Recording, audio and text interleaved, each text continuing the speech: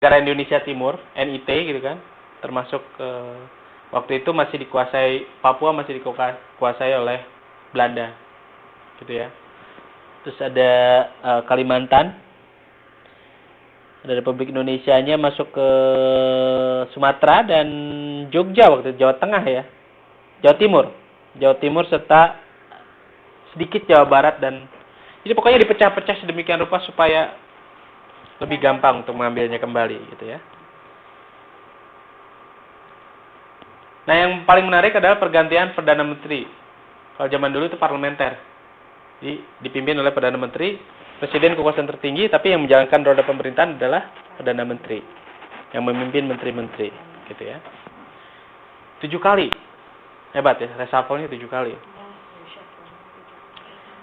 Kabinet Natsir 50-51.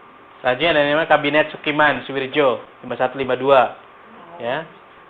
Dinamakan Undang-Undang Dasar 1950 ini dinamakan Undang-Undang sementara karena memang menunggu konstituante. Konstituante itu semacam DPR waktu itu. Hasil pemilihan umum. Ya, yang akan menyusun konstitusi baru. Ini padahal sudah ada tahun 1945, Undang-Undang Dasar 1945. Jadi tapi mereka coba membuat sesuatu yang baru karena mungkin banyak kepentingan dari Belanda, kepentingan dari negara-negara kecil itu kan. Karena mereka menyatukan satu suara dan satu visi. Namanya Kabinet Wilopo 5253. Terus Ali Sastro Amijoyo tahun 5355. Ada Burhanuddin Harahap tahun 5556. Nah, ini pemilu 1955 yang partainya banyak sekali. Dan itu terulang di tahun ya, beberapa tahun kemarin gitu. Soal kembali lagi ke tahun 1955 gitu. Cuma bedanya Undang-Undang Dasar kita masih Undang-Undang 45 dan yang sudah diamandemen. Kembali lagi ke Ali Sastro Amijoyo, sekarang yang kedua. Tadi satu kan. Jadi dia balik lagi, Ali Sastro Amijoyo dipakai lagi. Terus ada yang namanya Kabinet Insinyur Haji Juanda tahun 57, 1959, sering dijadikan jalan kan di kota-kota besar di Indonesia. Jalan Juanda. Nah, akhirnya muncul dekret presiden 5 Juli 59. Isi dekretnya kembali berlakunya Undang-Undang 45 dan tidak berlakunya lagi Undang-Undang Dasar sementara 1950. Pembubaran konstituante. DPR dibubarkan oleh presiden. Waktu itu berani. Satu-satunya orang yang paling berani membubarkan DPR setelah Soekarno adalah Gus Dur. Tapi Gus Durnya jatuh gitu. Akhirnya kalah gitu. Jadi perbedaannya adalah waktu itu Soekarno didukung oleh angkatan bersenjata, dukung penuh.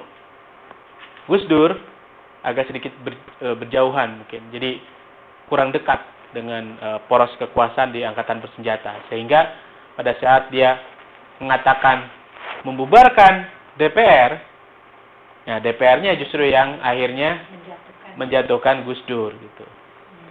DPR dan MPR-nya ya. Yang waktu itu kalau nggak salah dikomandani oleh tokoh-tokoh reformasi kalau nggak salah. Poros Tengah waktu itu. Pembentukan MPRS dan DPAS. MPRS itu Majelis Pemusyawaratan Rakyat sementara dan Dewan Perwakilan Agung sementara. Langsung masuk ke masa demokrasi terpimpin tahun 5965. Masa di mana ada Presiden Soekarno di situ, ada Partai Komunis Indonesia mulai berkilau kekuasaannya gitu ya. Terus juga militer.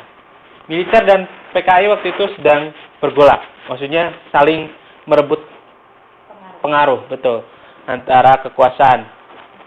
Dan Presiden Soekarno waktu itu mungkin di tengah-tengah. Jadi dia harus bisa sedemikian rupa untuk mengelola angkatan bersenjata, juga mengelola partai politik tersebut. Langsung dilanjutkan pembubaran DPR yang menyimpang dari Undang Dasar 1945, terus pengangkatan Soekarno sebagai presiden seumur hidup lewat TAP MPRS nomor 3 tahun 63. Ini menyimpang dari perundang-undangan. Terus adanya namanya politik mercusuar. Kenapa dikatakan politik mercusuar?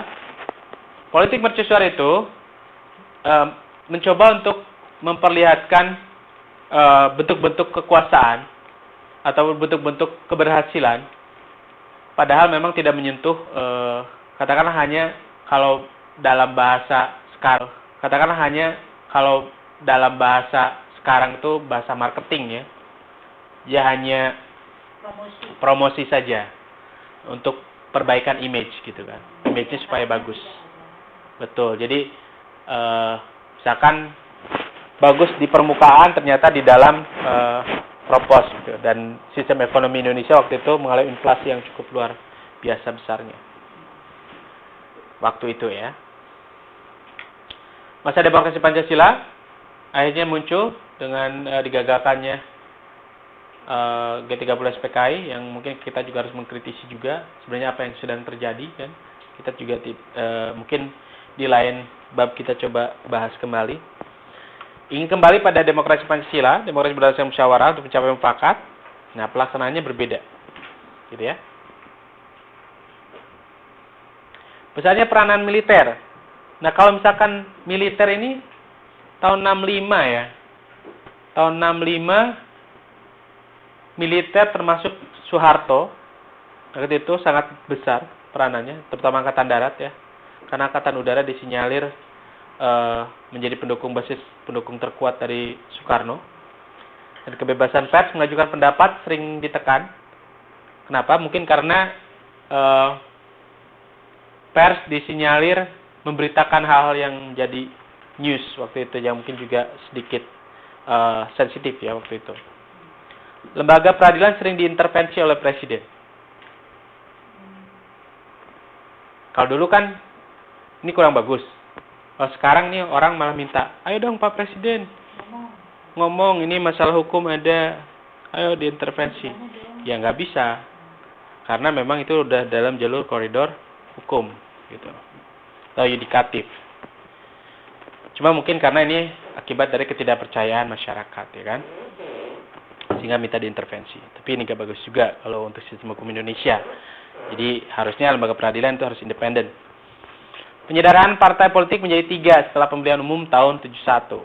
Ada yang namanya Golkar, P3, PDI. Belum jadi PDIP waktu itu ya, masih 3 ya. Oh, berarti masih lahir tahun 71-an ya berarti. Oke, sejarah. Oke. Krisis ekonomi Asia tahun 97 dimulai dari Bangkok, Thailand. Ini muncul, bergoyang dan berdampak sangat luas termasuk ke dalam sosiopolitik di Indonesia. Meltdown stock market fell, jatuh. Jadi bursa saham di Bangkok jatuh. Terus speculative selling, banyak spekulan, jualan mata uang rupiah, beli dolar, terlalu banyak. Jadi karena mikir, wah, Bangkok jatuh, ada kemungkinan Bangkok mempengaruhi Indonesia. Mereka akan mencari mata uang yang lebih stabil. Nah, Indonesia kan saat ini masih mengacu ke dolar. Jadi ya wajar saja kalau misalkan orang-orang yang ada di Indonesia rame-rame membawa dolar dan menukarkannya dengan rupiah yang waktu itu sangat gila gitu ya. Hampir berapa ya dulu? 18.000 ya satu dolar. Pernah ya? 18.000. Jadi mereka dapat seolah dapat durian runtuh kan. 1 dolar 18.000, 10 dolar udah 180, lumayan kan? Udah hampir 70% semua. Nah, selanjutnya Indonesia utang pada IMF, World Bank, Asian Development Bank, ADB. Pengaruh nggak utang buat sistem politik? Itu tadi yang saya sebutkan ya. Bagaimana kemandirian sebuah negara akan diatur. Sistem politiknya akan disetir. Gitu ya. Tapi apakah semua negara tidak punya utang? Pasti punya utang, gitu kan. Cuman nominalnya aja yang beda. Ya. Enggak sih. Ya paling enggak masih banyak lah. Ya kan dibandingkan dengan Malaysia, Thailand. Jadi kalau economic growth-nya ya tahun 96 sampai 2000.